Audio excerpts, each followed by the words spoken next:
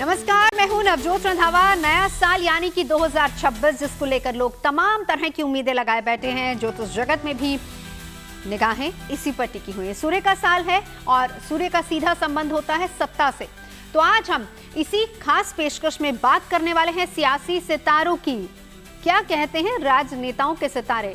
नए साल में कौन जीतेगा चुनावी बाजी और दुनिया पर किसका चलेगा ट्रम्प कार्ड? 2026 में किसका राजयोग? राजनीति के नजरिए से नया साल कैसा होने वाला है, देश और दुनिया पर क्या प्रभाव होगा, इन तमाम पहलुओं पर चर्चा करने के लिए हमारे साथ देश के जाने माने एस्ट्रो एक्सपर्ट्स मौजूद रहेंगे।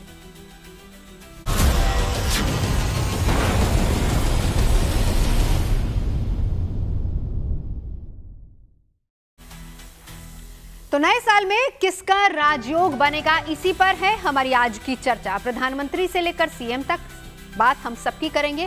ज्योतिष के जानकारों से जानेंगे कि इनके भविष्य फल में क्या कुछ छिपा हुआ है। क्या कहते हैं राजनेताओं के सितारे?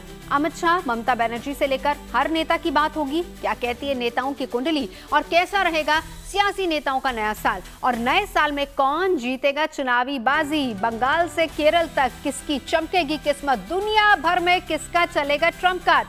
ट्रम्प या पुतिन, किसका होगा जोर? 2026 में किसका होगा राजयोग? इन तमाम पहलुओं पर चर्चा करेंगे। खास मेहमान हमारे साथ जुड़ चुके हैं। नंता पांडे जी हमारे साथ मौजूद हैं, राज मिश्रा जी हैं और प्रतीक भट्ट जी हमारे साथ मौजूद है। चलिए शुरुआत करते हैं, क्योंकि बात राजनेताओं की हो रही है। सूर्य का साल है जिसका सीधा संबंध अगर देखा जाए तो सियासत सत्ता से रहता है। शुरुआत राज जी आप ही से करूंगी। सत्ता सूर्य के साल में कैसी रहने वाली है ओवरऑल, अगर हम भारत और दुनिया की बात करें? देखिए, अगर मैं भारत और दुनिया की बात करता हूं मेरे दृष्टि से, क्योंकि भारत की जो राशि है वो कर्क है। खैर, पूरे विश्व के अंदर सूर्य का वर्ष होने के कारण और क्योंकि वर्ष के प्रारंभ में मैंने बार बार कहा है कि राजयोग से ही वर्ष का प्रारंभ हो रहा है और सूर्य 9th हाउस के अंतर्गत ही विराजमान होंगे जब वर्ष का प्रारंभ होने जा रहा है, मंगल के साथ विराजमान होंगे जब वर्ष का प्रारंभ होने जा रहा है, तो कहीं ना कहीं पूरी दुनिया अपने आप को सबसे बेहतर साबित करने में, अपने वर्चस्व को कायम करने में पूरी दुनिया लगी रहेगी, इसमें कोई दो राय नहीं है। लेकिन अगर मैं भारत के वर्चस्व को लेकर के बात करूं, हाँ, यह जरूर कहा जा सकता है कि भारत पर मंगल की महादशा चल रही है। मंगल भारत के 7th और 12th हाउस के स्वामी है। 7th और 12th हाउस के स्वामी होने के कारण बहुत पॉजिटिव प्लैनेट नहीं है। लेकिन एक चीज को नहीं भुलाया जा सकता है कि भारत के लिए बृहस्पति कर्क राशि है भारत की, और वहां पर आकर के उच्चस्थ होकर के 12 वर्ष के बाद आकर गोचर करेंगे। तो ये भारत के लिए एक नई दिशा, एक नई उड़ान का समय है। मेरे दृष्टि से अगर देखा जाए तो भारत को दुनिया समझेगा। भारत की जो नई ताकत है वो दुनिया देखेगी। मैं तो यहां तक कह सकता हूं कि 2026 के अंतर्गत, क्योंकि ईरान, इजराइल और गाजा इत्यादि में फिर से लड़ाई इत्यादि होता हुआ नजर आ रहा है, और इस बार जो शांति दूत की भूमिका निर्वाह करने वाला है भारत ही करने वाला है। वो वैसे शुरू से भारत हमेशा न्यूट्रल ही रहा है। हमने अलग अलग जंग के मोर्चों में भी देखा है किस तरीके से भारत ने एक न्यूट्रल स्टैंड लिया है, शांति का परिचय, शांति का संदेश दिया है। लेकिन नंता जी, 2026 के सितारे क्या कहते हैं नेताओं के मामले में? भारत और दुनिया दोनों की बात करेंगे। देखिए, जहाँ तक का 2026 का सवाल है, सूर्य का वर्ष है, तो सूर्य आत्मा का कारक होता है, सूर्य पॉलिटिशियंस का कारक होता है, सूर्य सेहत का कारक होता है, सूर्य बहुत सारी चीज़ों का एक कई बार एरोगेंस का भी कारक होता है, ईगो का भी कारक होता है। तो जिन नेताओं के अंदर बिल्कुल ना झुकने वाली प्रवृत्ति है तो वो थोड़ा सा परेशान तो करेंगे। लेकिन बहुत सारे नेताओं, एक नए वर्ल्ड ऑर्डर इस 2026 से शुरू हो रहा है, जो आने वाले 9 वर्षों को डिफाइन करेगा कि कैसे 9 वर्ष होने वाले हैं। तो बहुत सारी अच्छी चीज़ें भी होंगी, जैसे फार्मास्यूटिकल एरियाज में मुझे दिखाई देता है नई दवाइयाँ उजागर हो सकती हैं, बीमारियों के तोड़ निकल सकते हैं, सोलर पावर, सोलर एनर्जीज, इन सारी एरियाज़ में बहुत सारे ट्रांसफॉर्मेशंस होते दिखाई देते हैं। तो ये एरिया बहुत अच्छा है, सारी चीज़ें, लेकिन करेक्शंस का मोड है। यानी कि अगर आप बहुत ज़्यादा मैनिपुलेशन करके चीज़ों को आगे बढ़ रहे हैं तो इस वर्ष में आप डंडे खाएंगे, और अगर आप नैतिकता के आधार में एथिकल अप्रोच के साथ चीज़ों को मेहनत करके आगे बढ़े, बहुत अच्छा रहेगा। ओवरऑल नेताओं की मैं बात करूँ तो इंटरनेशनली कुछ पीस टॉक्स होंगे, कुछ चीज़ें अच्छी होंगी क्योंकि गुरु उच्च के भी रहेंगे। और 4 महीने जब गुरु उच्च के रहेंगे तो गुरु अपना स्वामित्व दिखाते हैं, एक अबंडेंस का कारक होते हैं, एक अच्छाइयों का कारक होते हैं।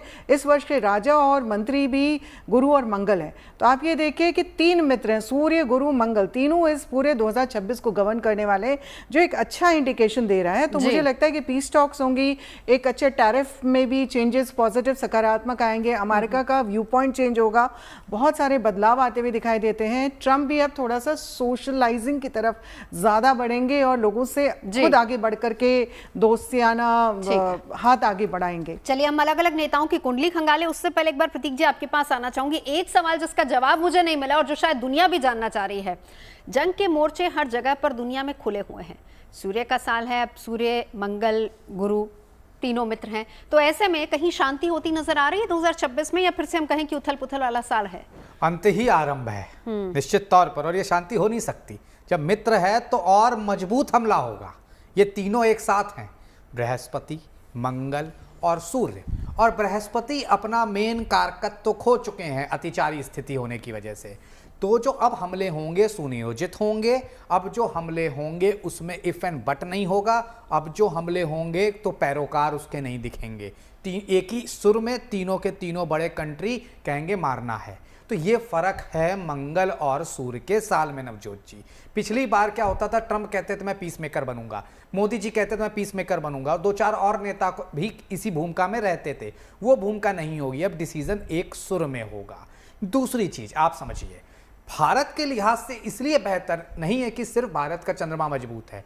चंद्रमा के साथ साथ जब ये पहली जनवरी लगेगी तब चंद्रमा उच्च का होगा, एकादश भाव के स्वामी होके कन्या लग्न की कुंडली उदय हो रही है, नवम भाव में होगा, इसलिए भारत के लिए बड़ा शुभ है। तो भारत निश्चित तौर पर, और मोदी जी का सूर्य एकादश भाव में होने की वजह से आप कह सकते हैं भारत एक बड़ी भूमिका निभाने जा रहा है। और 2026 से जो अब ये साइकिल चलेगी 2035 तक की, यहाँ भारत फुल्ली तरीके से टॉप 3 ऑर्डर में रहने वाला है। बिल्कुल। चलिए अब शुरुआत करते हैं, और शुरुआत मैं कहूं कि ग्लिम्स नहीं दिया है प्रतीक जी ने, तो नंदिता जी सबसे पहले प्रधानमंत्री नरेंद्र मोदी की बात करेंगे। जी हाँ, मोदी जी का ये साल 2026 काफ़ी अच्छा रहेगा। बहुत सारे लोगों ने 2025 में भी उनके लिए बोला कि उनकी गद्दी चले जाएगी, रिटायर हो जाएंगे, कुछ हो जाएंगे, और तब भी हम नवजोत जी यही बोल रहे थे कि कैसे हो सकता है, क्योंकि उनके जो ग्रह नक्षत्र है इस समय बहुत पावरफुल स्थिति में है। मंगल की महादशा चल रही है, रोचक नामक महापुरुष योग बना करके मंगल लग्न में बैठा है। बुध की अंतरदशा, बुध लाभेश में बैठ करके उच्च के होके बैठे हैं, भले ही अस्त है लेकिन उच्च का अपना यहाँ पे इम्पैक्ट तो दिखाते हैं। तो गद्दी तो छूटनी थी ही नहीं, और ये बुध अभी कंटिन्यू करेंगे मई 2026 में भी, और बहुत अच्छे एक फॉर्मेट में लेकर के जा रहे हैं मोदी जी को, और नए पड़ाव हासिल करेंगे और नई ज़्यादा यहाँ पे उनको प्रसिद्धि भी मिलते हुए दिखाई देती है।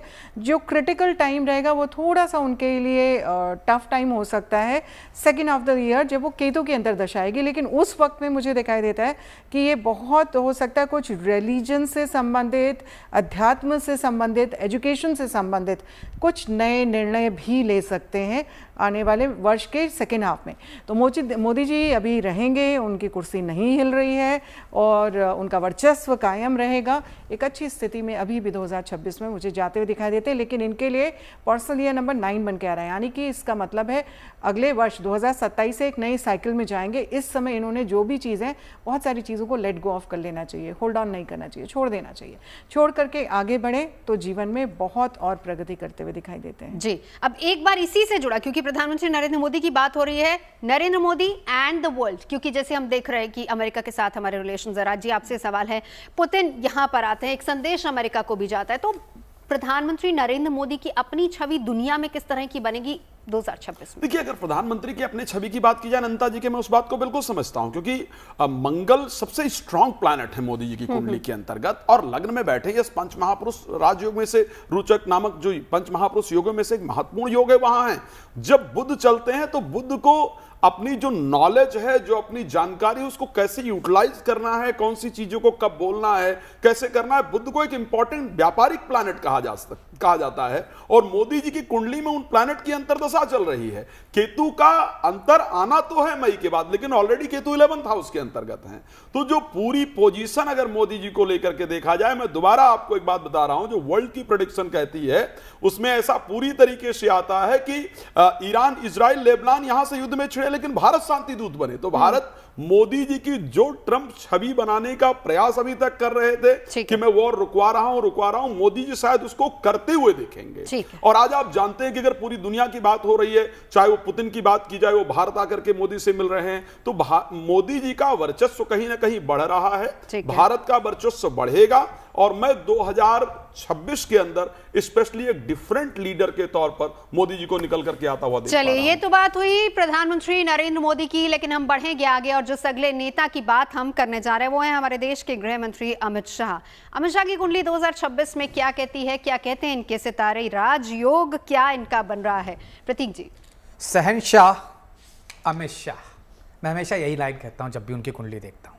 देखिए, सीधी सी बात, ऋषि पराशर कहते हैं 1,00,000 सवा लाख दोष दूर करता है लग्न का बृहस्पति, और उसके बाद मैं कहता हूं, क्योंकि ऋषि पराशर ने उसके बाद कुछ नहीं कहा, 75,000 दोष नवम का बृहस्पति कुंडली का दूर करता है। चतुर्थेश सप्तमेश होकर नवम भाव में बृहस्पति बैठे हैं, लग्न को भी देख रहे हैं, तृतीय को भी देख रहे हैं, पंचम को भी देख रहे हैं।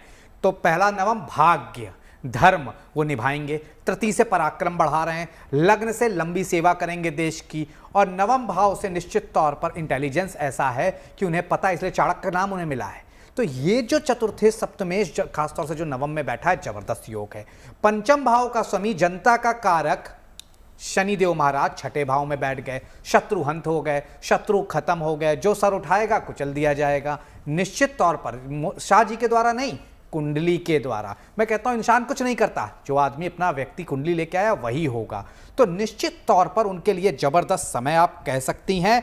सूर्य बुध द्वितीय भाव में होने की वजह से नवजोत जी निश्चित तौर पर वाणी में भी निखार आएगा, क्योंकि सूर्य का साल है, और विदेश नीतियों में भी अब हस्तक्षेप शुरू करेंगे। वापस मैं अपनी बात दोहराऊंगा, 2017 हम नहीं भूल सकते, नोटबंदी ने पाकिस्तान की कमर तोड़ दी थी, जीएसटी ने भारत को तीसरी अर्थव्यवस्था की तरफ बढ़ा दिया। 2026 में इनके तर्कस से एक ऐसा तीर निकलेगा जो भारत की दशा और दिशा बदल देगा, क्योंकि अमित शाह गेम चेंजर हैं और शुरू से रहे हैं। ऐसे नहीं अमित शाह को नरेंद्र मोदी ने अपना राइट हैंड बना के रखा है, बट एक समस्या दिखती है। देखिए, दशाएं साफ दर्शा रही हैं और चंद्रमा इनका अष्टम में है।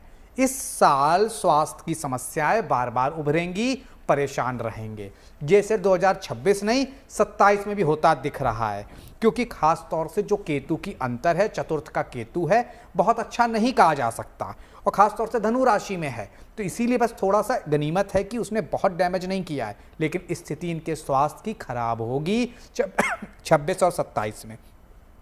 इसके अलावा अगर बात करें 12वें भाव का शुक्र है, तो निश्चित तौर पर राजनीति नीतियों के कारक। शुक्र को मैं हमेशा कहता हूं शुक्र नीति सर्वोच्च नीति रही है, तो इसलिए ऐसी नीतियां बनाएंगे, जैसा सर इन्होंने जो निकाला SIR, तो लोग भूल गए ग्रीन कार्ड अपना दिखाना, उसी में ही फंसा लिया। तो इसी तरह की कुछ ऐसी नीतियां आएंगी 2026 में, जहां पे देश निश्चित तौर पर जगत गुरु की तरफ आगे बढ़ता हुआ दिखने लगेगा। ठीक है, अब अमित शाह को लेकर नंदा जी आपकी प्रेडिक्शन क्या कह रही है? जी, अमित शाह जी के एक कमेंट हम दोनों से लेते चलें। जी जी जी बिल्कुल। और अमित शाह जी के जैसे कुंडली तो खुद ही बहुत स्ट्रांग है, प्रतीक जी ने ऑलरेडी उनकी कुंडली डिफाइन कर दी है। थोड़ा 7.5 का योग चल रहा है और अभी शुरू हुई है 7.5 परिवर्तन का योग दिखाता है, लेकिन साथ में सेहत की तरफ थोड़ा इनको खास तौर पर ध्यान देना है।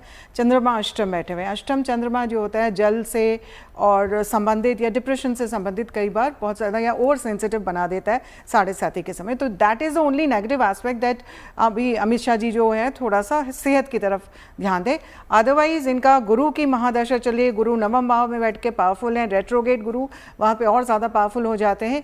और उसी के साथ साथ जो अंतरदशा उनकी चल रही है वो शनि की चल रही है जुलाई तक का, और शनि के बाद बुध की आ जाएगी। बुध लग्नेश है और शनि मूल त्रिकोण का लॉर्ड होकर के छठे भाव में अपनी ही मूल त्रिकोण राशि में बैठा है। इनके सामने कोई दुश्मन इनका टिक नहीं पाएगा, ये समय इनके लिए बहुत पावरफुल है। 2026 I would say Amit Shah ji के लिए है, लेकिन इनको थोड़ा सा रिलेशनशिप एरिया में, यानी कि जो इनके गठबंधन है उनकी तरफ सॉफ्ट होकर के उनको बांध के रखने की आवश्यकता है। वो पर्सनल ये नंबर इनका बता रहा है। राजी, चैलेंज सबसे बड़ा क्या रहेगा इनके लिए? अमित शाह जी के लिए चैलेंज रहेगा 2026 के अंदर, और स्पेशली अगर बात किया जाए, मैं एक मंथ करीब 2026 का है जहां पर सबसे इंपॉर्टेंट चीजें होगी, और वो रहने वाला है अप्रैल का महीना। ठीक है, अप्रैल का नहीं, क्षमा चाहूंगा, मई का महीना, जब इनको मंत्रिमंडल के अंदर थोड़ा विस्तार होने वाला है भारत के, और वहां जो सहयोगी पार्टियां हैं उनका कुछ विरोध निकल करके आएगा, तो उसको जो संभालने का काम है वो सबसे इंपॉर्टेंट होगा। ये एक चैलेंजिंग समय होगा, और अपने शब्दों पर कंट्रोल करना। रीजन क्या है कि बृहस्पति की दशा और बुध की अंतर्दशा, बुध सूर्य के साथ बैठे हैं सेकंड हाउस के अंतर्गत, और सूर्य नीचस्थ हैं।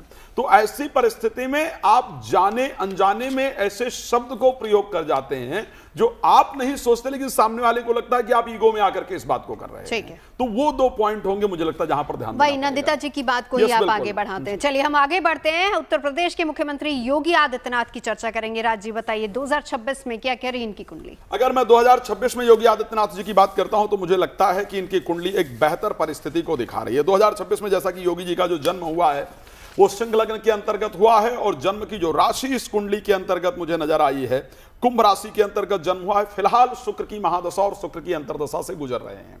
अब बहुत सारी चर्चाएं हो रही। चर्चाएं क्या होती हैं, कई बार मैं टीवी पर, सोशल मीडिया पर जनरली ये चर्चा होता है कि क्या योगी जी 2026 में उनको केंद्र की राजनीति के अंतर्गत लाया जाएगा, या यूपी का सीएम बदला जाएगा, या क्या परिस्थिति होगी। आई थिंक 2027 में वहां पर इलेक्शन है।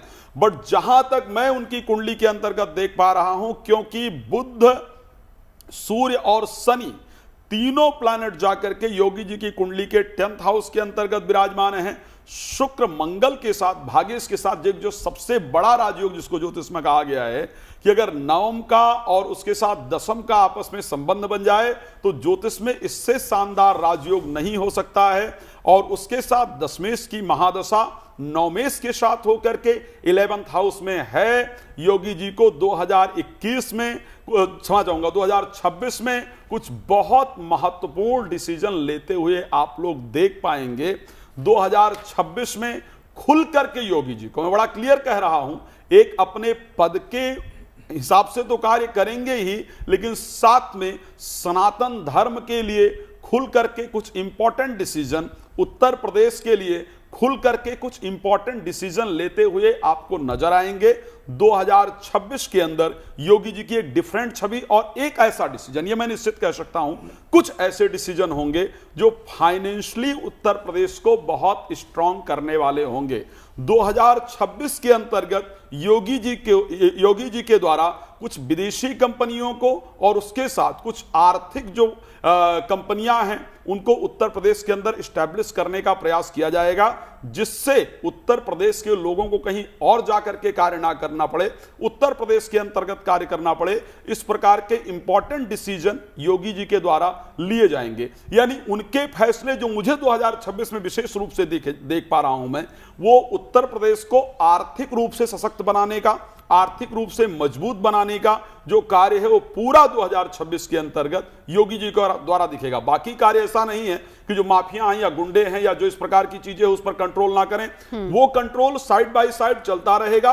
लेकिन 2026 जो उनका मेन टारगेट होगा वो उत्तर प्रदेश को आर्थिक रूप से सशक्त बनाने का होगा, क्योंकि शुक्र जो है वो महिलाओं के कारक हैं। शुक्र 11th हाउस के अंतर्गत हैं, शुक्र मंगल के साथ जाकर के बैठे हैं। इसलिए मैं ये कह सकता हूं कि उनके डिसीजन महिलाओं के लिए ये निश्चित आप देख सकेंगे कि 2026 के अंतर्गत योगी जी के द्वारा महिलाओं के लाभकारी योजनाएं सबसे अधिक निकाली जाएंगी, सबसे अधिक देखने को मिलेंगी। महिलाओं के अकाउंट में कुछ पैसे इत्यादि ट्रांसफर किए जाएं यूपी गवर्नमेंट की तरफ से, ये मुझे नजर आता है। बिल्कुल। अब एक बार जरा प्रतीक जी आपके पास आते हैं, योगी जी के सामने 2026 में चैलेंजेस कौन कौन से सबसे बड़े रह सकते हैं? चैलेंजेस नहीं है, सत्ता और शिखर कहीं है तो यही है, यही है, यही है, योगी आदित्यनाथ के चरणों में है। क्यों?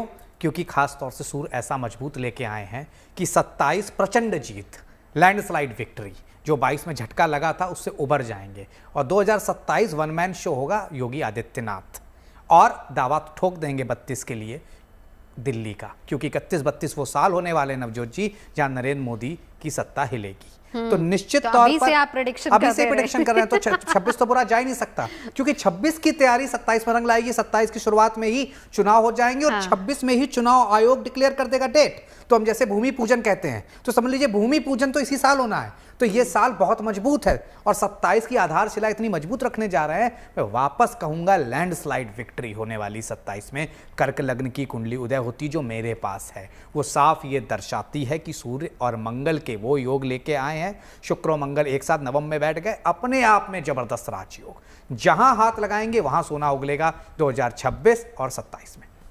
ठीक है, अब बात जब हम दुनिया की करते हैं तो देखिए सबसे बड़ी बात यह है कि ट्रंप और पुतिन दोनों के ही नाम आते हैं। प्रतीक जी, अगर मैं आप ही के पास आऊं, हम चर्चा अगर पुतिन की करें, अभी हाल फिलहाल में हमने देखा था कि कैसे भारत में आए थे और भारत और रशिया कितने अच्छे कितने गहरे दोस्त रहे हैं, ये भी हमने देखा है। 2026 अगर हम भारत और रशिया की दोस्ती गहरी होती देखते हैं तो इसका असर दुनिया पर कितना पड़ेगा, क्या कहते हैं इनके सितारे? देखिए, तुला लग्न की कुंडली उदय होती है और बड़ी मजबूत कुंडली है। इनके रिश्ते, भारत और रशिया के रिश्ते कहीं ना कहीं अगले मुकाम में पहुंचेंगे। जो मोदी जी लूज कर गए थे 22 से 24 के दौरान, वो वापस बेटर होने वाले हैं, क्योंकि ये देश दशा काल, मैं हमेशा कहता हूं देश दशा काल का बहुत असर पड़ता है और उसी का ही असर है।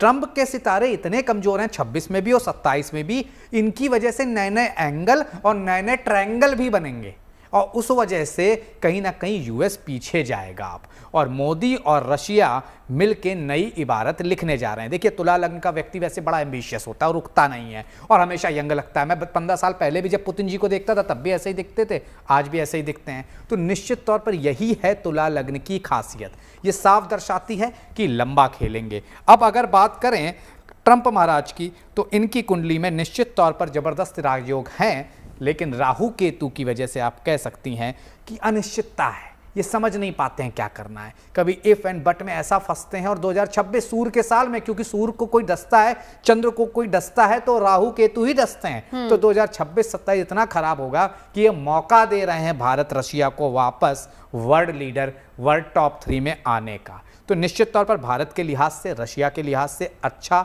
स्वर्णिम काल, पुतिन के लिहाज से स्वर्णिम काल, ट्रंप के लिए परेशानी, विकट, समस्या, एक बार जरा व्लादिमीर पुतिन की कुंडली भी खंगाल लेते हैं। नंता जी बताइए क्या कहती है इनकी कुंडली और 2026 के सितारे कैसे हैं भारत के साथ रिलेशनशिप में और दुनिया में?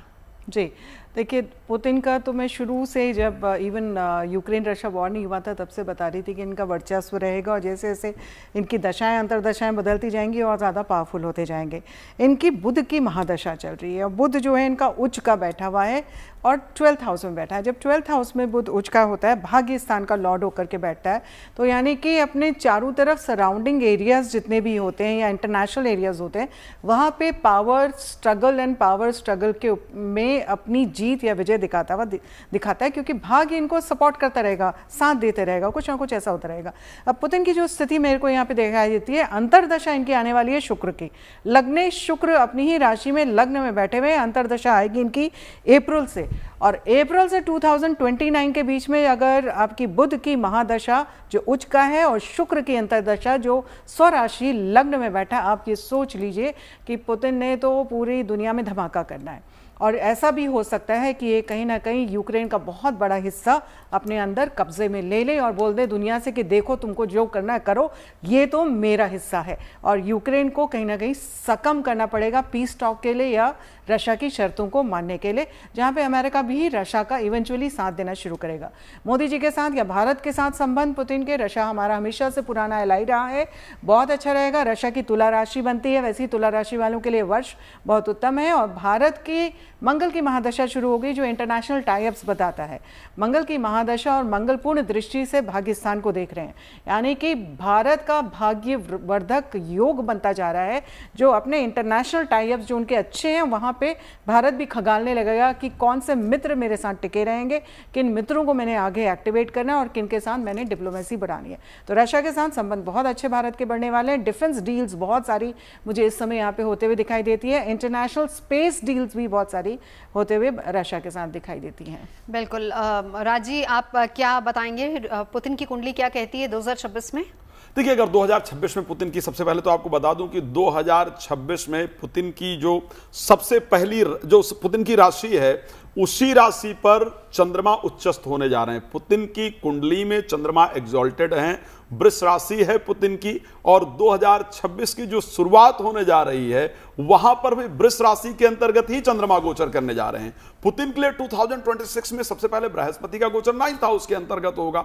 भाग्य स्थान पर बृहस्पति सबसे पावरफुल प्लैनेट पर माने जाते हैं। उसके बाद 10th हाउस में एग्जॉल्टेड होंगे, 12 वर्ष बाद जाकर के 10th भाव, जिसको कि सत्ता का घर कहा जाता है, वहां पर जाकर के अगर उच्चस्थ होंगे। उसके बाद 11th हाउस के अंतर्गत जाएंगे, यानी गुरु जो कि आशीर्वाद देने वाले प्लैनेट हैं, और यह सत्यता है कि केंद्र में या त्रिकोण में गुरु के जैसा पावरफुल प्लैनेट नहीं होता है, और यह कहा जाता है कि अगर वो हैं तो वास्तविकता में आपके सभी दोषों को दूर कर देते हैं, केंद्र के अंतर्गत बृहस्पति। तो यहां कहीं ना कहीं स्टार्टिंग में अगर देखा जाए जून तक, तो जो उनके डिसीजन होंगे वो बहुत स्ट्रांग होंगे।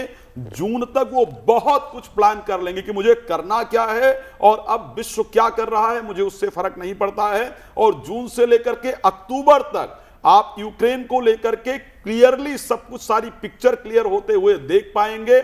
और उसके बाद मुझे लगता है, जैसा कि नंदिता जी ने कहा, कि अक्टूबर के बाद पूरी तरीके से जो भी हिस्सा चाहिए हो रसिया को, वो जो भी हिस्सा रसिया को चाहिए होगा यूक्रेन का, वो निश्चित रूप से प्राप्त कर लेगा। तो मैं कहीं ना कहीं दो चीजें बहुत क्लियर देख पा रहा हूं उनके डिसीजन के अकॉर्डिंग। 2026 उनकी कुंडली बहुत शानदार परिस्थिति दिखाती है। उसके साथ अगर मैं देखूं बाकी उनकी राजनीतिक परिस्थिति को लेकर के बहुत स्ट्रांग दिखाती है। रिलेशनशिप को लेकर के मैं दो चीजें क्लियर कहता हूं। बार बार ये कहा जाता है कि डोनाल्ड ट्रंप को सबसे अड़ियल नेता कहा जाता है, और एक्चुअली में 2026 में भी वो रहने वाले हैं। अगर मैं डोनाल्ड ट्रंप को कहीं झुकते हुए देख पा रहा हूं तो सिर्फ पुतिन के डिसीजन के ऊपर मैं झुकते हुए देख पा रहा हूं। और शायद मुझे लगता है वो आज ही का स्टेटमेंट था डोनाल्ड ट्रंप का, या कल का स्टेटमेंट है कि मेरी पुतिन के साथ बात चल रही है, जल्दी हम किसी नए निर्णय पर पहुंच जाएंगे। तो मैं अगर कहीं डोनाल्ड ट्रंप को झुकते हुए देख पा रहा हूं तो पुतिन के साथ देख पा रहा हूं, क्योंकि बृहस्पति उनको वो पावर दे रहे हैं जिससे वो सामने वाले को झुकाकर अपनी बातें मनवा सकेंगे। बिल्कुल, लेकिन चैलेंजेस, लेकिन वही बात है, हम अगर हर नेता की कुंडली खंगाल रहे तो उनके सामने चैलेंजेस भी बहुत हैं। 2026 में किसका राज होगी, इसी को लेकर चर्चा कर रहे हैं। ब्रेक पर जाने से पहले हमने रूसी राष्ट्रपति व्लादिमीर पुतिन की कुंडली को डिस्कस किया था, लेकिन अगर 2026 में ट्रंप की बात करें, प्रतीक जी आपके पास आना चाहूंगी, जरा डिटेल में समझाइए। भाई 2025 तो बड़ा अड़ियल रहा है, बहुत सारे देशों में उथल पुथल मच गई थी, खासतौर पर ट्रंप टैरिफ को लेकर। लेकिन क्या ट्रंप थोड़ा नर्म पड़ेंगे 2026 में, क्या कह रहे हैं इनके सितारे? अड़ियल के साथ साथ नवजोत जी जड़ियल भी हैं, और ज्यादा छेड़ा तो सड़ियल भी हो सकते हैं क्योंकि सिंह लग्न है और वहां राहु के साथ बैठा है सूर्य, चंद्र, केतु एक साथ। तो निश्चित तौर पर मतलब बड़ा मुश्किल है इनके साथ काम। और अब इनकी कुंडली पे आए तो सिंह लग्न की कुंडली होती है, मंगल लग्न में बैठा है, डायनेमिक रहे हैं, शुरू से डायनेमिक पर्सनालिटी रहे हैं, आज भी एनर्जी दिखती है उनकी कहीं ना कहीं। तो निश्चित तौर पर भाग्येश लग्न में बैठ गया। तो जब भी नवजोत जी लग्न भाग्य में, भाग्य लग्न में बैठ जाए तो जीवन के साथ साथ जिंदगी बढ़ती रहती है, भाग्य बढ़ता रहता है। वही हो रहा है। आगे बात करें, द्वितीय भाव में बृहस्पति बैठते हैं तो निश्चित तौर पर बहुत धन कमाया, और इस बार भी उम्मीद कर रहे थे धन की वजह से बहुत काम आगे करेंगे। समस्या है चतुर्थ भाव की।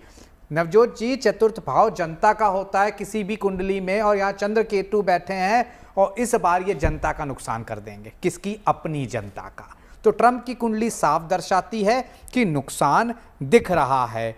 दशम भाव में सूर्य राहु, तो अब इनके साथ वाले राजनेता, इनकी पार्टी के लोग वही इनके विरोध करने लगेंगे। पितृदोष दशम भाव में बैठा है, और हमारा ज्योतिष कहता है लग्न नवम में अगर पंचम में पितृदोष बन जाए तो खराब, दशम में भी निश्चित तौर पर सत्ता के सर्वोच्च सुख तक पहुंचाता है। मैं हमेशा कहता हूं सूर्य राहु, लेकिन अंत खराब होता है।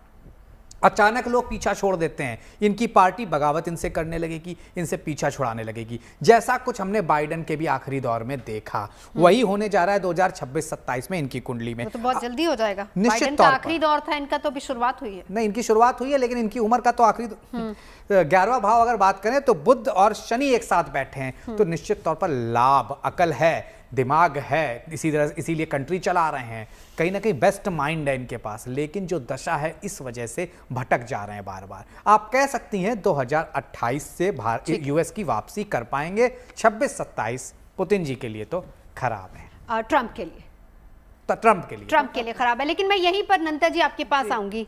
दो चीजें, अंदर खाते, हालांकि प्रतीक जी ने कुंडली खंगालते हुए बताया ये कि अंदर खाते विरोध रहेगा, अपनी पार्टी से विरोध रहेगा, देश के अंदर विरोध है, लेकिन एप्स्टीन स्कैंडल में भी फंस गए हैं ये। इसका असर कितना 2026 में इनके लिए होगा, कितने चैलेंजेस इनके लिए रहेंगे? देखिए, दो चीज़ इसमें आपने जब प्रश्न कर रहे थे, मैं प्रश्न कुंडली भी ऐसे निकाल रही थी और मुझे लगता है कि कुछ नहीं होने वाला। ट्रम्प जो है ना, बिल्कुल नगाड़ा बजाएंगे अपने ट्रम्प का, और इनका वर्चस्व बढ़ता जाएगा। ये वर्ष जो है उनके लिए बहुत क्रिएटिव होने वाला है। लास्ट वर्ष उनका नंबर 2 का वर्ष था, जो कि बात कर रहा था रिलेशनशिप्स में फोकस करने का, पीस टॉक्स करने का, वैसे ही कुछ हमने देखा भी। इस वर्ष में ये एक्सप्रेशंस अपने और खुल करके लेके आएंगे। एप्स्टीन फाइल हो ना हो, ट्रम्प के ऊपर इसका कोई असर आप बिल्कुल मार्क कर लीजिए नहीं होने वाला है। गुरु की उनकी महादशा चल रही है और गुरु उनके कारक हैं, एकादश भाव में रेट्रोगेट है, लेकिन गुरु हमेशा एकादश भाव में बहुत अच्छे फल देते हैं। और यहाँ पे देख करके जो है उनके ओपोनेंट्स को भी समाप्त कर रहे हैं, एक नलिफाइड सिचुएशन दे रहे हैं। पीआर स्किल्स इनकी कुछ ना कुछ ऐसी एक्टिवेट होगी जहाँ पे इनको सपोर्ट सिस्टम मिलना शुरू हो जाएगा। आप ये भी सोचिए कि जिस समय आप मुझसे एप्स्टीन फाइल का प्रश्न कर रही हैं, इसका जो भी नतीजा हो, लेकिन इस समय शुक्र अस्त का है, तो अस्त का शुक्र मतलब कि, और मैं ये पहले भी बोल रही थी आपके सपोर्टिंग चैनल के लिए, पेरेंट चैनल में, कि शुक्र जब अस्त का है तो इस वर्ष 2026 में महिलाओं के लिए बहुत कष्टकारी समय होने वाला है। महिलाओं को अपने पावर्स के लिए, एम्पावरमेंट के लिए स्ट्रगल भी करने पड़ेंगे। तो ये एप्स्टीन फाइल में कुछ दिखाई देता है कि जितनी भी महिलाओं ने अपने केसेस दर्ज किए हैं, इसमें हो सकता है कि उनको उतना एम्पावरमेंट सिचुएशन नहीं मिले। अब इनके क्या है ना, गुरु में इनकी पहले अभी इस समय शुक्र की अंतर्दशा ऑलरेडी चल रही है, और शुक्र की अंतर्दशा का मतलब हो गया कि शुक्र थोड़ा सा मारक है, लेकिन इनके जो शुक्र हैं वो सूर्य के नहीं, सूर्य के साथ नहीं, माफ कीजिएगा, शुक्र इनके अच्छे पड़े हुए हैं। अब शुक्र जब अच्छे पड़े हुए हैं तो शुक्र इनकी स्थिति बहुत पावरफुल करते जा रहे हैं। भाग्य स्थान पे पड़े हुए हैं। मून चार्ट से अगर मैं देखती हूँ, कर्क राशि में पड़े हुए हैं, तो कुछ ना कुछ तो एलिगेशंस है, लेकिन ये एलिगेशन से बाहर निकल के आएंगे। उसके बाद गुरु में सूर्य की अंतर्दशा आ जाएगी। ये बहुत एम्पावर्ड दशा होती है, सूर्य का वर्ष है, वापस बाउंस बैक करेंगे। इस समय ये क्रिएटिव जोन में जाएंगे, एक नई चीज़ें अपने जीवन में एक्सप्लोर करेंगे। अमेरिका में बहुत सारे बदलाव 2026 में आते हुए दिखाई देते हैं। अंतरकला अवश्य रहेगी, एक सिविल राइट वाली सिचुएशन जरूर रहेगी, क्योंकि ग्रहण का बहुत सारा असर अमेरिका में इस वर्ष में पड़ने वाला है। लेकिन ट्रंप के लिए वर्ष 2026 भी एक अच्छा वर्ष रहेगा। बिल्कुल, चलिए हम बात पुतिन की कर लेते हैं जल्दी से। राज जी, आप ही के पास आना चाहूंगी। 2 सवाल आपसे रहेंगे कि इंडिया और रशिया की दोस्ती दुनिया के लिए क्या संदेश है, पहला ये, और चीन को क्या इससे डरने की जरूरत है? देखिए, मुझे लगता है कि इंडिया और रशिया की दोस्ती, क्योंकि इंडिया को अगर आप देखेंगे, इंडिया में Modi ji specially prime minister साहब की अगर देखते हैं तो बुध की अंतर्दशा चल रही है, मंगल अंतर में है, तो क्योंकि वो मंगल महादशा में है, क्योंकि उनके वर्चस्व को, उनके प्रभाव को कहीं ना कहीं एक स्ट्रांग करता हुआ, बढ़ाता हुआ नजर आ रहा है। बुध का अंतर होने के बाद, बुध का अंतर होने के कारण एक जो प्रभाव बढ़ रहा है, लेकिन उस प्रभाव बढ़ने के बाद भी भारतीय प्राइम मिनिस्टर को आप ईगो में आकर के या जल्दबाजी में आकर के डिसीजन लेते हुए नहीं देखेंगे। उनके डिसीजन बहुत सधे हुए रहने वाले हैं। तो आप ये देख पाएंगे, मैं दोनों चीजें एक साथ कनेक्ट कर रहा हूं। आपने मुझे रशिया और भारत के रिलेशन की बात की है, लेकिन मैं अगर इसमें थोड़ा सा ट्रंप को लेकर के आने का प्रयास करूं तो आप देख पाएंगे कि जब से टैरिफ की बात हुई है, तब से ट्रंप के अनेक बयान आप देख चुके हैं भारत के ऊपर, अनेक बयान आप सुन चुके हैं, कई बार मोदी जी के ऊपर कि ऐसा है, ये हमारे उनके रिलेशन अच्छे हैं, या, लेकिन मोदी जी को आपने साइलेंट रहते हुए देखा है, बहुत कुछ बोलते हुए नहीं देखा है। वो इंटरनली अपने बिजनेस को, विश्व के अलग अलग जो देश हैं उनके साथ भारत के व्यापारिक रिश्तों को मैनेज करने में लगे हुए हैं, उनके साथ बेहतर बनाने के लिए लगे हुए हैं। वो साइलेंटली अपना काम पूरी तरीके से करते जा रहे हैं। तो इस कारण से भारत के साथ रूस के रिश्ते बेहतर होंगे। भारतीय प्राइम मिनिस्टर अपने रिश्तों को बेहतर करने का प्रयास करते रहेंगे। उससे दुनिया क्या सोच रही है, क्या कर रही है, उस पर कोई ध्यान नहीं देंगे, और दुनिया का कोई भी देश खुल करके इस पर बोल नहीं पाएगा। इवन अगर आप चाइना की बात करते हैं तो चाइना की तरफ से कोई खुला बयान नहीं आने वाला है। इंटरनली चाइना डरने वाला है, ध्यान रखिएगा। इंटरनली चाइना के मन में एक डर रहेगा, बट खुल करके कोई बयान आए वो परिस्थिति नहीं दिखती है। एक और रीजन उसका रहेगा, क्योंकि चाइना के साथ पाकिस्तान के रिश्ते 2026 में खराब दिखते हैं। तो इस कारण से चाइना भारत के अगेंस्ट कोई नया बयानबाजी करे या कुछ नया करने का प्रयास करे, उसके साथ बहुत कम दिखते हैं। दोनों सवालों का जवाब मैं पूछूंगी, लेकिन एक बार आपने ट्रंप की कुंडली प्रदीप जी बहुत अच्छे से खंगाली है। पुतिन और भारत की दोस्ती से क्या ट्रंप बैकफुट पर आ सकते हैं? 100% आ रहे हैं, क्योंकि देखिए नरेंद्र मोदी की जो कुंडली है, मतलब जो भारत की कुंडली है, उसके साथ जो पुतिन की कुंडली है, वो कहीं ना कहीं विरोधाभासी हो रही है ट्रंप के साथ। तो ट्रंप, खासतौर से भारत तो फिर भी मैनेज कर लेगा, लेकिन ट्रंप और रशिया का ऐसे ही चलता रहेगा। और इस वजह से ट्रंप और रशिया की वजह से अगर किसी को फायदा मिल रहा है तो भारत को मिल रहा है। तो इन दोनों की कुंडली आप कह सकते हैं। देखिए, क्योंकि कुंडली जो होती है ना, मिलान एक तरीका होता है, सिर्फ उसमें गुण मिलान नहीं होता है। कुंडली में मिजाज मिलने जरूरी है, कुंडली में ट्रेड मिलना जरूरी है। वो सब रशिया के साथ जितना बेहतर मिल रहा है इंडिया का, उतना ट्रंप और रशिया का नहीं है। तो ट्रंप और रशिया का जो ट्रेड वार है वो और बढ़ेगा। भारत के लिए फायदा होगा, भारत के लिए फायदा है, नजर भारत के लिए फायदा है। ट्रंप और रशिया में ट्रेड की वजह से और खाई बढ़ेगी और भारत के करीब आएगा। आपने देखा कि पेट्रोल हमने कितना सस्ते में लिया है रशिया से, उसी का बेनिफिट आगे भी भारत लेता रहेगा। ठीक है, नंदा जी आप कुछ कहना चाह रही थी? जी, जहाँ तक बात है रशिया की, देखिए रशिया इटसेल्फ जो हुआ था इनका, ये 25 दिसंबर 1991 में रशिया क्रिएट हुआ था, जब ब्रेक डाउन हुआ यूएसएसआर का। न्यूमरोलॉजिकल भी अगर मैं एस्पेक्ट देखूँ तो ये पर्सन ये नंबर 2 में जाएंगे रशिया इस वर्ष में। ये अपनी रिलेशनशिप डेवलप करेगा रशिया 2026 में अपने आस पड़ोसियों के साथ।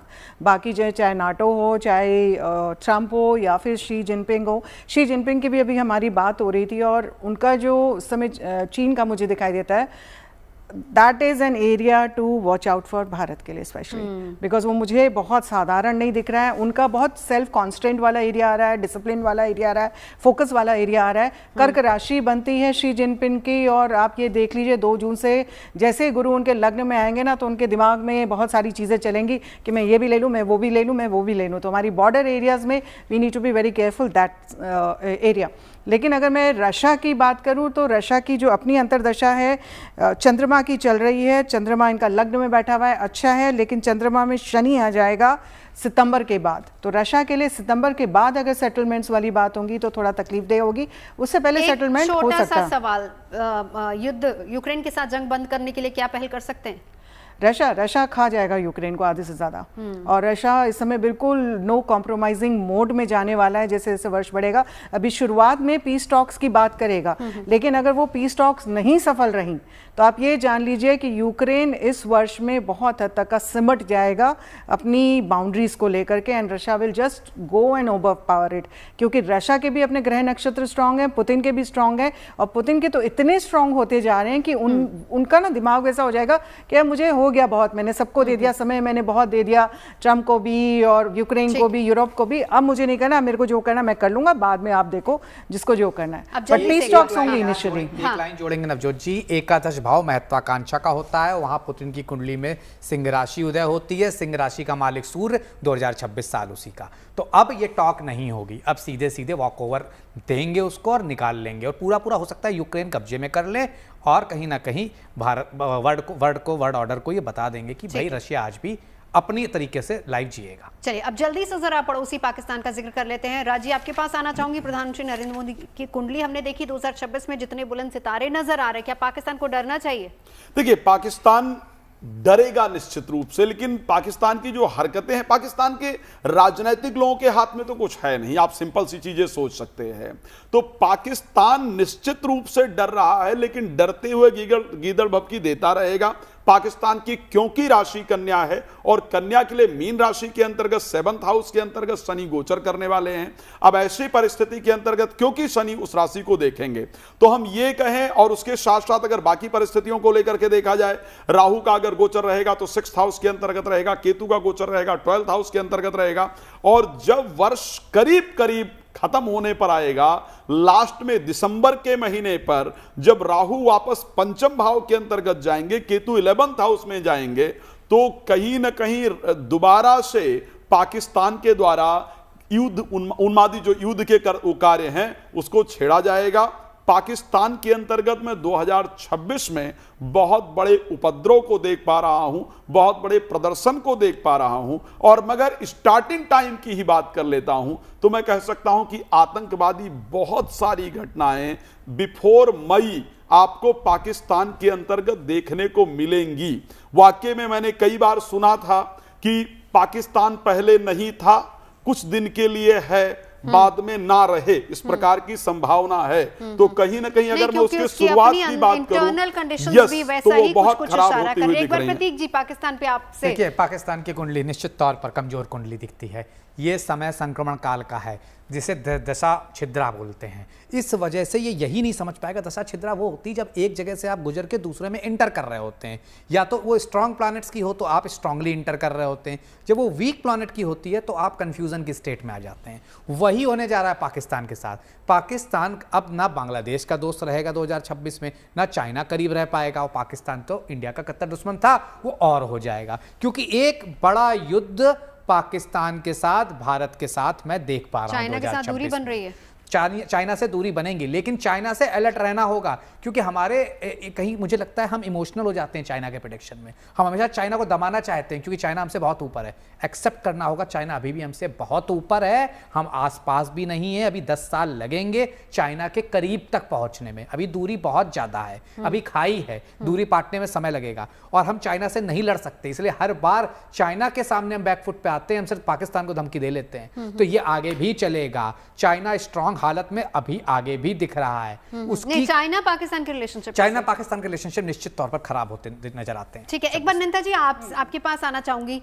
अमेरिका चीन का रिश्ता क्या है वो हम जानते हैं, चाइना पाकिस्तान का रिलेशनशिप क्या रहेगा या नहीं रहेगा, क्योंकि जिस हिसाब से पाकिस्तान का रिलेशनशिप अमेरिका के साथ है। जी देखिए, मैं थोड़ा सा ताल्लुक़ नहीं रखती पाकिस्तान के भविष्य का 2026 में, क्योंकि पिछली बार भी जब वॉर लाइक सिचुएशंस हो गई थी, वॉर हो गया था, तब भी मैं कह रही थी इस समय खंडित नहीं होगा। इसका मतलब जो ग्रह नक्षत्रों को मैं एनालाइज कर रही हूँ शायद मेरे पास ज़्यादा सही है, और अभी भी मुझे दिखता है पाकिस्तान को मदद मिलती रहेगी इंटरनेशनल, चाहे अमेरिका दे चाहे चाइना दे। चाइना अभी भी पाकिस्तान को छोड़ेगा नहीं अपने एरिया में। चाइना के इंटरेस्ट बहुत ज़्यादा हैं, वो गिरवान पोर्ट जो भी है उनका, उसके ऊपर इन्वेस्टमेंट्स चाइना ने बहुत ज़्यादा करी है। उसकी नेचुरल माइनिंग्स के ऊपर चाइना का बहुत ज़्यादा दृष्टि है। एक वो जो हाईवे बना रखा है उन्होंने, उससे वो पूरा मिडिल ईस्ट को भी कंट्रोल कर सकता है चाइना। तो इस समय टसल होगा पाकिस्तान पे कौन ज़्यादा कंट्रोल करेगा, अमेरिका या China. That is the struggle that will happen in Pakistan, और बंदर बाट में पाकिस्तान को फ़ायदा होगा। आप कुछ भी कह लीजिए, इंटरनल कलह इस समय थोड़ा बहुत है। मेरे हिसाब से इनकी जो है मिथुन राशि मत अलर्ट रहना चाहिए, ज़्यादा नहीं। भारत थोड़ा तो देखिए वो फितरत होती है, क्योंकि राहु इनके नवम भाव में चल रहे हैं। राहु करता है धर्म के मामले में भ्रमित, तो धर्म को लेके भ्रमित रहेंगे। धर्म को लेकर के इनके ही अपने इंटरनल उसमें बहुत ज़्यादा आरोप प्रत्यारोप लगेंगे। कुछ लोग रिटेलिएट करेंगे कि धर्म से रिलेटेड इतनी सारी एक्टिविटीज़ क्यों हो रही हैं, कुछ लोग उसको फेवर करेंगे। तो पाकिस्तान के जो इंटरनल कन्फ्यूजन है वो धर्म से संबंधित रहेगा, इस्लाम से संबंधित रहेगा, और ये चीज़ बहुत ज़्यादा एक्टिवेटेड अभी बांग्लादेश में भी ये फीलर्स दे रहे हैं, लेकिन वो सफल नहीं हो पाएंगे उस तरफ। लेकिन इनको अभी भी मदद मिलते हुए दिखाई देती है। इनकी शुक्र की महादशा चल रही है, शुक्र में बुध की अंतरदशा चल रही है। बुध इनका फेवरेबल है, इनको अच्छे रिजल्ट्स देगा, और गुरु का गोचर इनको अभी सपोर्ट कर रहा है। तो पाकिस्तान के लिए 2026 कम से कम बेहतर है, 27 के बाद इनके लिए परेशानियां होंगी। 10 सेकंड में राजी जवाब जो आप कहना चाह रहे हैं। एक और साथ ही साथ सवाल, इमरान खान की वापसी होगी क्या? देखिए, 2026 के अंतर्गत इमरान खान की वापसी तो मुझे कहीं भी नहीं दिख रही। अगर पाकिस्तान के अंतर्गत देखा जाए, अब वापस इमरान खान सत्ता में पहुंच पाए या उनकी वापसी हो पाए, उसके चांस बहुत मुश्किल हैं। उनके लिए शायद हेल्थ और आयु को लेकर के भी 2026 के अंदर नुकसानदायक रहेगा। लेकिन मैं जून का महीना स्पेशली बता रहा हूं, जून के महीने में दोबारा भारत और पाकिस्तान के अंदर युद्ध जैसी हालात बनने के संयोग पूरी तरीके से हैं। सैन्य टकराव निश्चित रूप से नजर आ रहा है। कोई न कोई घटना इस प्रकार की होगी जिसके कारण कुछ, चाहे वो बेशक छोटा मोटा हो, लेकिन जून में होगा। अगस्त में सीज फायर उल्लंघन दोबारा होगा। तो ये 2 महीने 2026 के अंतर्गत दिख रहे हैं जब भारत को अलर्ट रहने की जरूरत है। चलिए, बहुत बहुत शुक्रिया तमाम खास मेहमानों का हमारे साथ जुड़ने के लिए। 2026 साल सूर्य का सत्ता पर कितना असर होगा, देश और दुनिया को लेकर हमने चर्चा की। आज बैकुंठ एकादशी का शुभ योग है। बैकुंठ एकादशी पर मंगल ही मंगल की कामना की जा रही है। आज के दिन भगवान विष्णु की पूजा से संतान सुख, लंबी आयु, स्वास्थ्य और समृद्धि की कामना पूरी होती है। इस महापर्व से जुड़ी भक्तों की मान्यता, महत्व और शुभ मुहूर्त आपको बताते हैं, और साथ ही साथ उत्तर से लेकर दक्षिण भारत के मंदिरों में बैकुंठ एकादशी की रौनक कैसे नजर आ रही है वो भी देखिए इस रिपोर्ट में।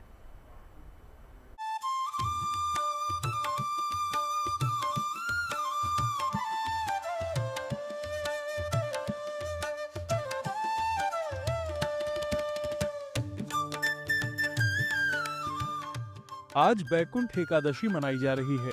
इसे पुत्रदा एकादशी भी कहा जाता है। माना जाता है कि बैकुंठ एकादशी का व्रत करने से संतान प्राप्ति की हर बाधा का समाधान है। विद्वानों के मुताबिक पौष मास की पुत्रदा एकादशी पर कुछ महा उपायों से आप अपनी संतान संबंधी हर परेशानी का अंत कर सकते हैं, क्योंकि नारायण की भक्ति में अद्भुत शक्ति है। श्री हरि की उपासना ऐसी है कि इसके प्रताप से समस्त कष्टों से मुक्ति मिल सकती है। इसीलिए श्री हरि को प्रसन्न करने के लिए एकादशी का व्रत सबसे उत्तम माना गया है। शारीरिक, मानसिक और आर्थिक ये व्रत हर तरह से शुभ और लाभ का कारक है। पुत्रदा अर्थात पुत्र प्राप्त करने के लिए इस एकादशी का व्रत किया जाता है। इसके पीछे एक कथा है कि जब एक बार एक राजा थे सुकेतुमान, उनकी पत्नी थी सैव्या, उन्हें कोई भी संतान नहीं था, यानी निसंतान थे। तो काफ़ी पूजा पाठ इत्यादि किया उन्होंने, और उसके बाद वो ऋषियों के पास गए। तो सभी ऋषियों ने विचार करके उनको उस दिन बताया कि आप पौष मास की पुत्रदा एकादशी के दिन जो है भगवान श्री हरि विष्णु का से प्रार्थना करें और उस दिन व्रत करें, उनकी कथा सुनें, तो आपको निश्चित ही एक योग्य संतान की प्राप्ति होगी। और जब राजा ने इस पुत्रदा एकादशी का व्रत किया तो उसके पश्चात एक जो है सुयोग्य बालक उनको प्राप्त हुआ। साल में पुत्रदा एकादशी 2 बार आती है, एक पौष मास के महीने में तो दूसरी सावन के महीने में। इन एकादशी पर श्री हरि को प्रसन्न करके उत्तम संतान का वरदान हासिल किया जा सकता है। बैकुंठ या पुत्रदा एकादशी का महत्व। व्रत संतान प्राप्ति, संतान की समस्याओं के निवारण के लिए किया जाता है। इस उपवास को रखने से संतान संबंधी हर चिंता और समस्या का निवारण हो जाता है। पौष मास की पुत्रदा एकादशी का व्रत आज किया जा रहा है। इस शुभ तिथि पर कई महा उपायों के साथ ही तुलसी पूजन और पीपल की उपासना का भी विधान है। बैकुंठ एकादशी पर करें महा उपाय। तुलसी के समक्ष घी या सरसों के तेल का दीपक जलाएं। तुलसी के पौधे पर लाल रंग का धागा बांधें। साथ ही तुलसी का पाठ भी कर सकते हैं। तुलसी की 7 बार परिक्रमा करें। पीपल के नीचे सरसों के तेल का दिया जलाएं। ऐसा करने से पूर्वजों की कृपा बरसती है। घर में सुख समृद्धि के साथ ही मनोकामनाएं पूर्ण होती हैं। माना जाता है कि इस एकादशी पर स्वयं नारायण उद्धार करते हैं। ये एकादशी सिर्फ उत्तर भारत में ही नहीं बल्कि दक्षिण भारत में भी धूमधाम से मनाई जाती है।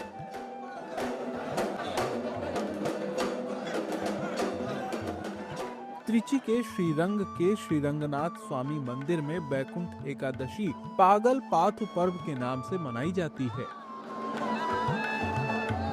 इस दिन लोग श्रीरंगनाथ स्वामी मंदिर में सुबह से ही श्री हरि पूजन में लग जाते हैं और फिर यहाँ श्री हरि की शाही सवारी निकाली जाती है।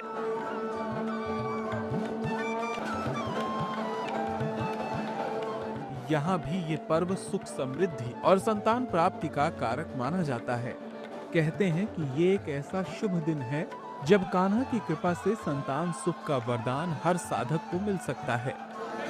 Bureau report, good news today.